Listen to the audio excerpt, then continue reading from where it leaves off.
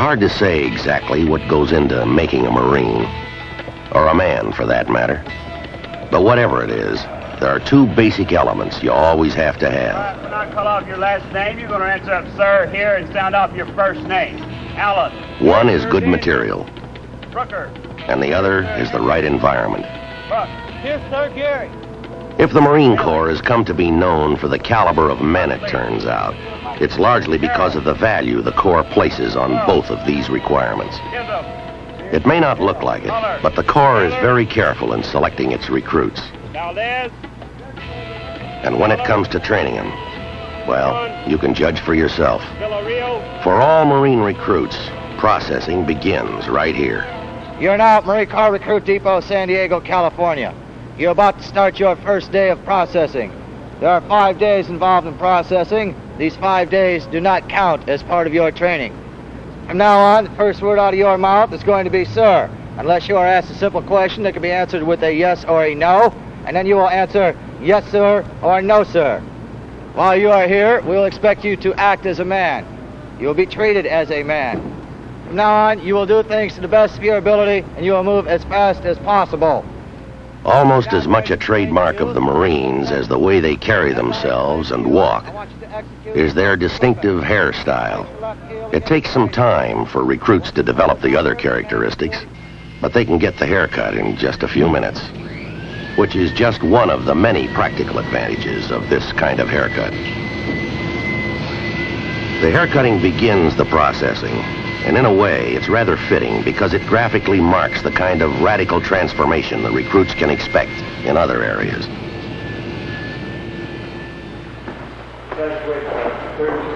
As the processing continues, the recruits get the initial issue of clothing they'll wear during training. 10.5. The first scrub down in the Corps is the first of countless showers and wash-ups of all kinds they'll undergo in the Marines. The Corps has always been zealous about cleanliness Turn around, put your heels against the bed. and upholding the military tradition of neatness and bearing, no matter what you're wearing. Undo your trousers. Turn around.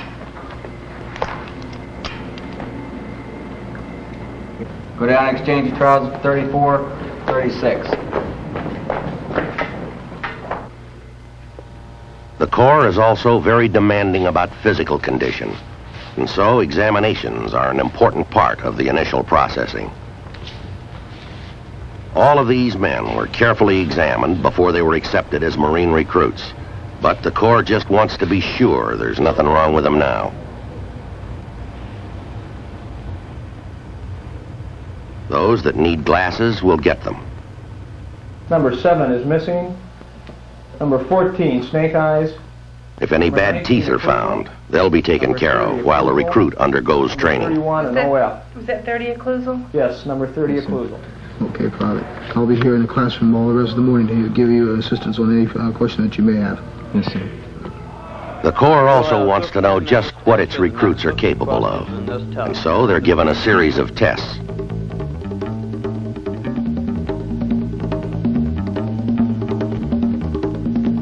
Those with some special skills will get more tests. 15, 18, 6, 19. The PT, or physical training tests, are designed to be equally revealing about the physical condition of the recruits. 5,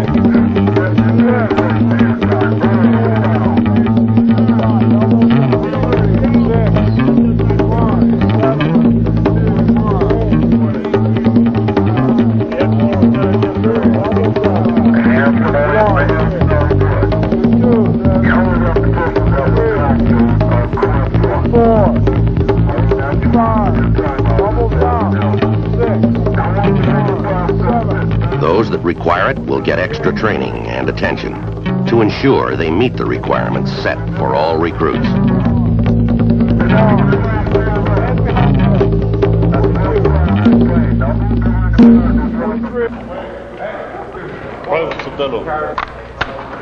The last day of processing, the recruits receive their rifles and other tools of their trade, which they'll learn to use during training.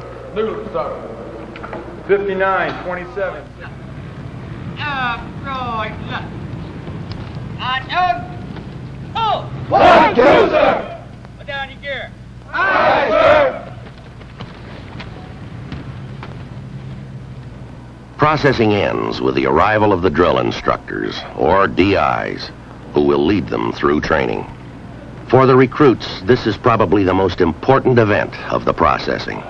It brings them together with the men who are going to be personally responsible for their training. Sir, lay on your gear! Aye, sir!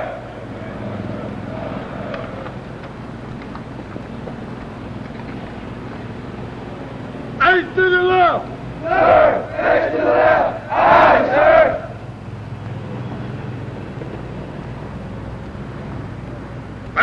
During the training, the recruits in each platoon will spend some 16 hours each day under the sharp, watchful eyes of their drill instructor. Commander Staff Sergeant Holmberg. Over the years, these drill instructors have become almost as much of a legend in the Corps as its heroes. And rightly so, because they've had a hand in shaping most of them. But like all legends, they've been transformed and exaggerated into something that they aren't. And as a result, they're frequently judged on the basis of what people have heard they are, rather than what the recruits actually know they are. Whenever you're told to do something, do it good, as quickly as possible, to the best of your ability. All three of us, platoon commander and the 2 drill instructors, will be in charge of you at all times. In any case, it's hard to exaggerate the importance of the DIs, and the Corps is very much aware of the role they play in making Marines. For this reason, it carefully selects Great them. officer in your chain of command. Yes, sir, it was. Let's see, have you passed the PFT in the last 6 months? Yes, sir. Do you feel that you have anything medically wrong with you that would disqualify you for this type of duty? No, sir. Staff Sergeant Green, you realize that this is a very challenging job and a very demanding job. It'll probably mean that you'll have to spend approximately 80 hours a week at work and probably have to be away from home every third night standing the duty. Do you want to be a drill instructor? Yes, sir, I would like to be a DI. Then just as carefully trains them at its drill instructor's school. Period of instruction, we're going to be covering the Daily 7 exercise. You as drill instructors must know the Daily 7 exercise in order to teach your recruits. The Daily 7 exercise is nothing more than a warm-up exercise. Welcome aboard, Sergeant Curtis. Thank you, sir. Please take a seat. Just out of drill instruction. When they do become drill instructors, they work under the supervision of a series commander who is responsible for all the platoons in a particular series. Thus, whatever he may be, every DI is carefully selected, carefully trained, experienced, and under constant supervision. Well, you're in luck, Sergeant Cruz. We're just picking the series up out of receiving, and to be able to get with them all the way through, I think it'd be a very rewarding experience.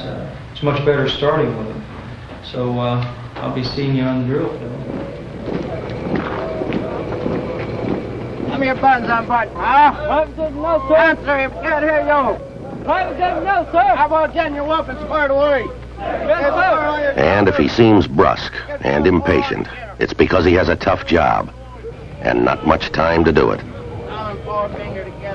Recruit training actually begins with the DI taking over and telling their platoons exactly what will be expected of them. The first place they run up against these demands is on the drill field. They get more of the same in physical training, where they begin with the basic exercises.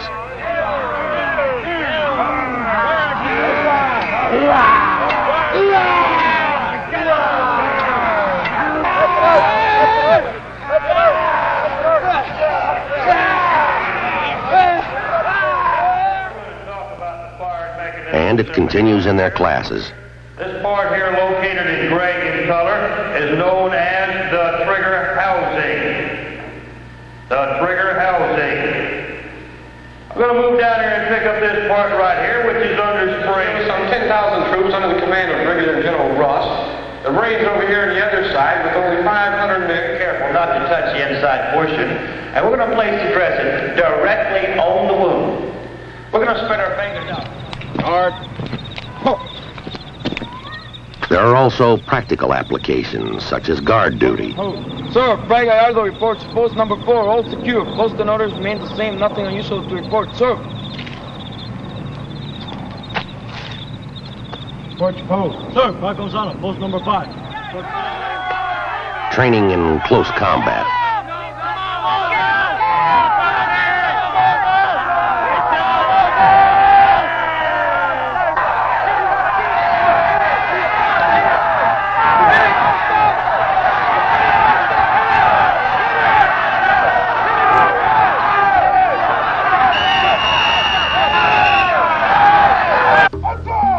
Also, hand-to-hand combat.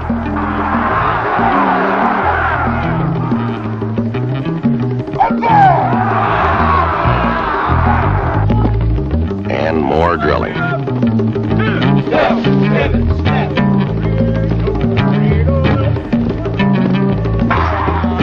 Everybody's constantly tired and aching these first days of training. Still, the exercises get progressively harder.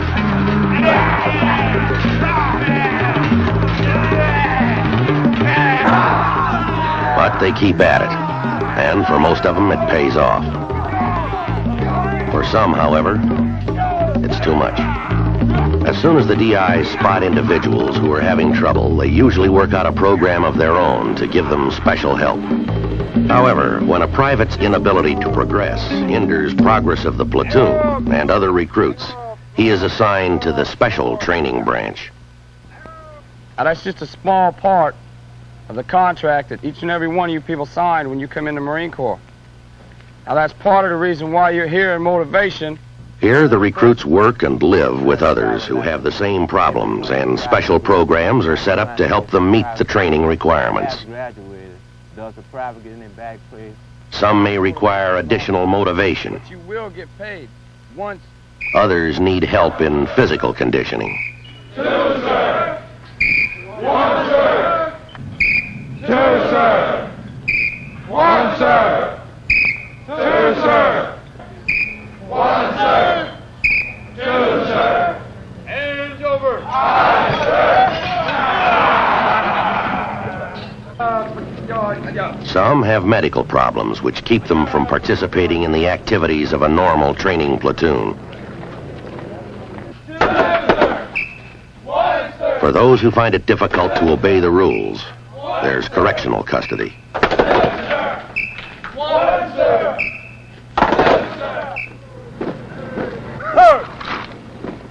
By the time the final days of the first phase of training roll around, everyone is beginning to feel that they're a part of a team. By now, the soreness and stiffness have begun to disappear.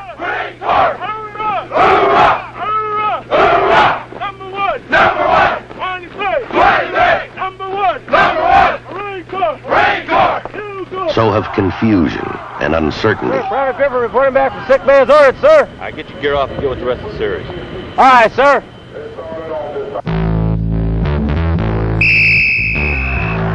Most recruits manage to find the strength and energy for sports and for competition with the other recruits in training.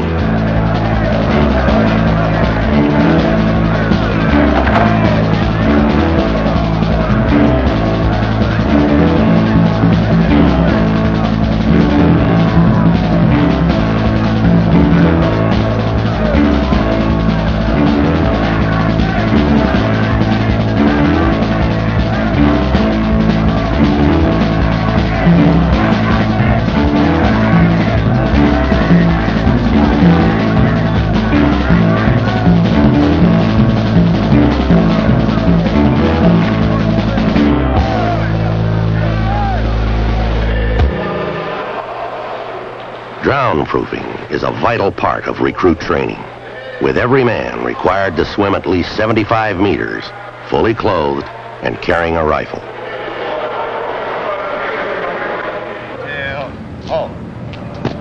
By the time they've completed the first phase of training, the recruits are considered ready to be introduced to another old tradition of military life: mess and maintenance duty.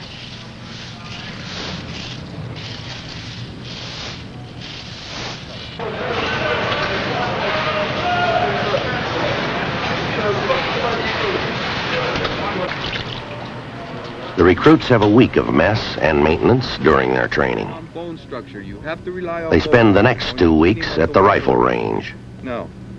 First, learning how to use their The rifles. weapon into your shoulder, rotating up, keeping the right elbow up high, straight up. Bring the elbow well underneath the piece, aiming in, getting a good natural point of aim, squeezing the trigger straight to the rear. Then, practicing to develop skill.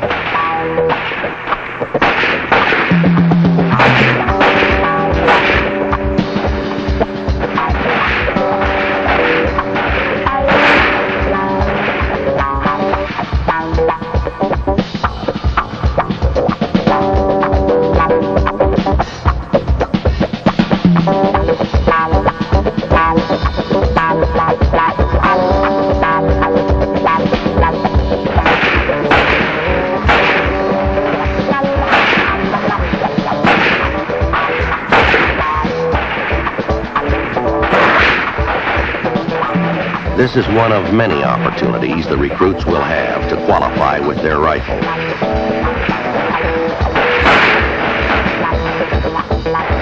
All Marines are required to fire for score once a year.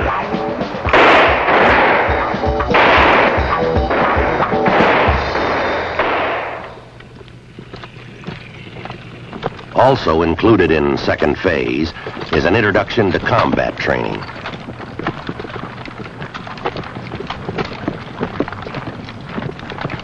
Here, the recruits are trained in basic skills they'll need in the field. Go up to 360 degrees. They learn how to use a compass. It's composed of that makes up the earth. Now then, what we're going to learn today is how to shoot an azimuth. Before we can do this, we must Practice using maps. Such as the point, if you look to your rear, where the little radar is set up on the hill. Here, they have a chance to actually work with mines and demolition charges. Pick it up and keep your finger on the door all the time. The recruits also learn to use grenades properly. Prepare to throw. Throw grenade. On the way!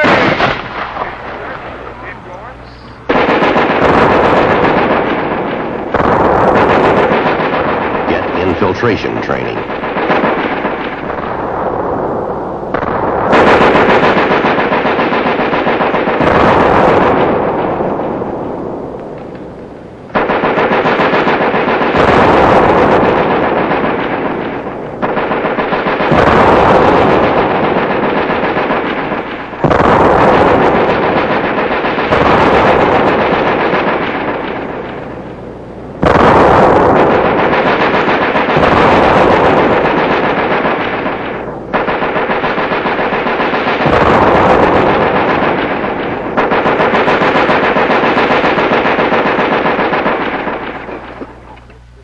Combat training introduces the recruits to the kind of food and living conditions they'll encounter in the field.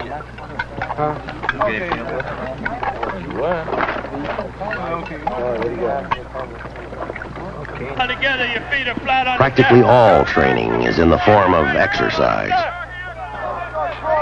with the recruits actually doing what they're learning.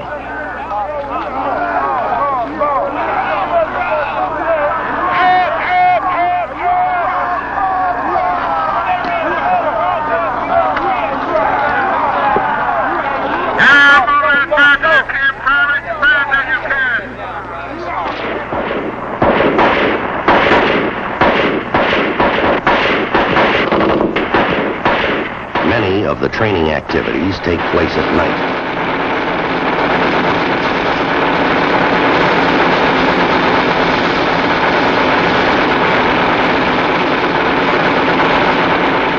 Tracer displays show the various kinds of coverage produced by different fire patterns.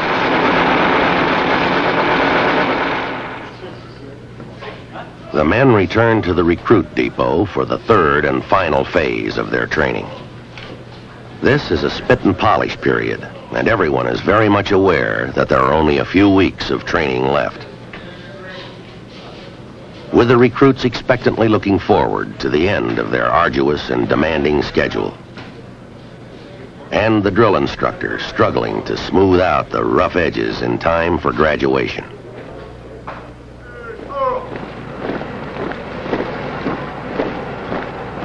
In the meantime, everyone continues to drill. The physical training is harder than ever. Still, everybody does it. Their schedule is tougher than ever, but now they can handle it without straining. If you don't see anything to it, you don't do anything about it. For those who display a potential as leaders, there is a special program to develop it and make them aware of the challenges and rewards, as well as the responsibilities of leadership. Discuss the problem with the... Almost before anybody can believe it, graduation day arrives.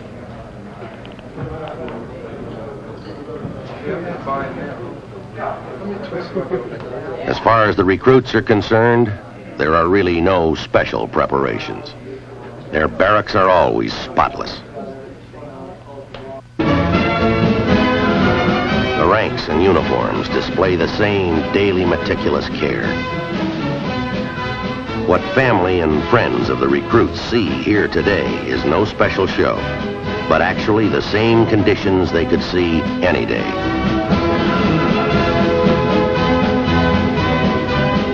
The big difference, of course, is in the recruits themselves.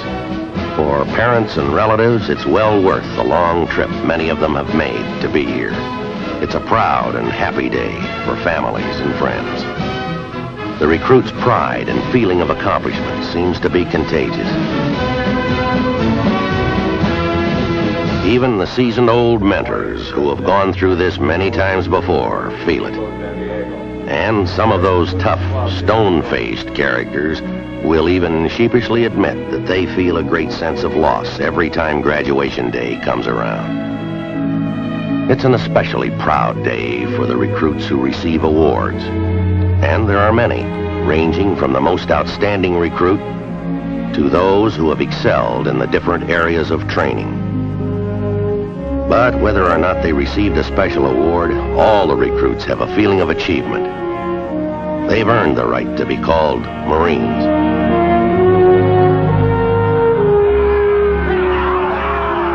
It takes good men to get through the Marine recruit training program, and everybody knows it.